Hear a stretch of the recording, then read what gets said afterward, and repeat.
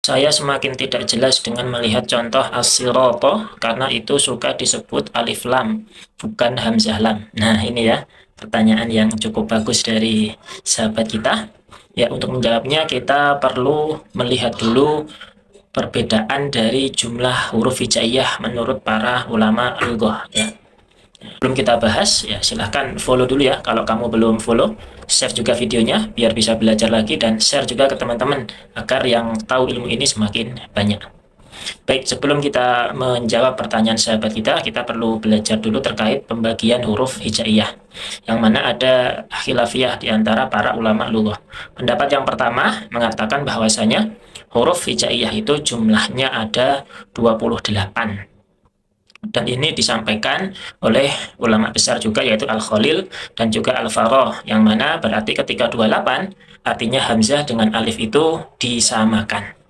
Pendapat yang kedua mengatakan bahwasanya jumlah huruf hijaiyah itu ada 29. Tentunya kalau 29 berarti hamzah dan alif ini dibedakan. Yang mengatakan ini adalah ada ulama besar juga yaitu Sibaweh dan Ibnu Sanan dan juga beberapa ulama yang lain.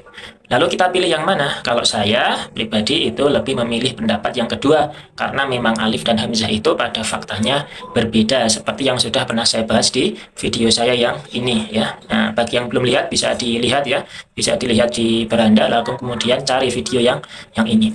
Ya, baik, berarti kalau kita mengikuti pendapat yang kedua, maka memang itu adalah hamzah atau lebih tepatnya lagi adalah hamzah wasol ya, bukan alif gitu kan. Lalu kenapa banyak guru-guru bahasa Arab yang menyebutkan bahwasanya itu adalah alif lam? Nah, jadi karena memang itu sudah masyhur ya. Dulu kan tentu kita harus kembali ke masa lalu bahwasanya dulu ketika itu Hamzah belum punya baju sehingga dia masih meminjam bajunya Alif. Nah, setelah Hamzah punya baju sendiri karena sudah terbiasa dengan penyebutan Alif, maka penyebutan itu tidak ditinggalkan. Tetapi pada dasarnya beliau-beliau sudah paham bahwasanya itu adalah Hamzah atau sering dipakai adalah alif majazi. Dan ini sebenarnya sama seperti kita ya, ketika kita menyebutkan bahwasanya saya mau menanak nasi. Kan sudah jadi nasi, kok masih dimasak begitu.